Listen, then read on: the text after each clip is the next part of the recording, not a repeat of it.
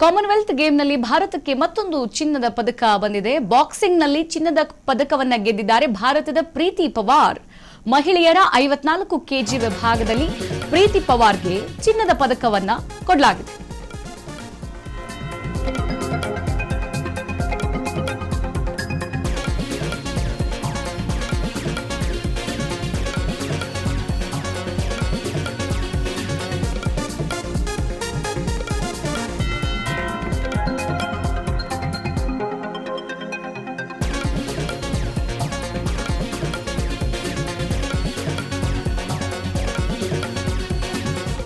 Commonwealth ಗೇಮ್ನಲ್ಲಿ ಭಾರತಕ್ಕೆ ಮತ್ತೊಂದು ಚಿನ್ನದ ಪದಕ ಮುಡಿಗೇರಿಸಿಕೊಂಡಿರುವಂತದ್ದು. ಬಾಕ್ಸಿಂಗ್ನಲ್ಲಿ ಚಿನ್ನದ ಪದಕವನ್ನ ಗೆದ್ದಿದ್ದಾರೆ ಭಾರತದ ಪ್ರೀತಿ ಪವಾರ್.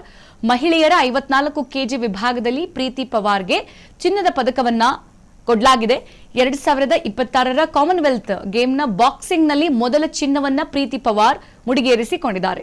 ಸದ್ಯ ಕಾಮನ್ವೆಲ್ತ್ ಗೇಮ್ನಲ್ಲಿ ಭಾರತಕ್ಕೆ ಈವರೆಗೆ 6 ಚಿನ್ನದ ಪದಕಗಳನ್ನ ಕೊಟ್ಟಿರುವಂತದ್ದು. ಪ್ರಸಕ್ತ ಕಾಮನ್ವೆಲ್ತ್ ಗೇಮ್ನಲ್ಲಿ ಭಾರತಕ್ಕೆ ಈವರೆಗೆ 24 ಪದಕಗಳನ್ನ ಗೆದ್ದುಕೊಂಡಿದ್ದಾರೆ.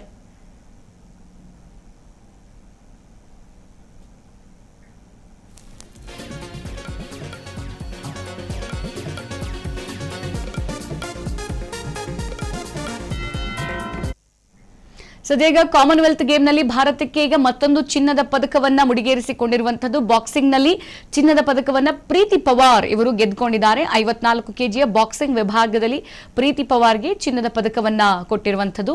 2026ರ ಕಾಮನ್ವೆಲ್ತ್ ಗೇಮ್ಸ್ ಏನಿದೆಯಲ್ಲ, ಇದರಲ್ಲಿ ಹೆಚ್ಚಾಗಿ ಭಾರತೀಯರೇ ಪದಕಗಳನ್ನ ತಮ್ಮ ಮುಡಿಗೇರಿಸಿಕೊಳ್ತಾ ಇದ್ದಾರೆ. ಸೊ ಅದರಲ್ಲಿ ಈಗ ಮೊದಲ ಚಿನ್ನ 2026ರ ಈ ಕಾಮನ್ವೆಲ್ತ್ ಗೇಮ್ನಲ್ಲಿ ಮೊದಲ ಚಿನ್ನ ಇಂಡಿಯಾಗೆ ಸಿಕ್ಕಿರುವಂತದ್ದು. ಸೊ ಇಲ್ಲಿವರೆಗೆ 6 ಚಿನ್ನ ಪದಕಗಳು ಸಿಕ್ಕಿದೆ ಕಾಮನ್ವೆಲ್ತ್ ಓವರ್ ಆಲ್ ಗೇಮ್ನಲ್ಲಿ ಭಾರತಕ್ಕೆ.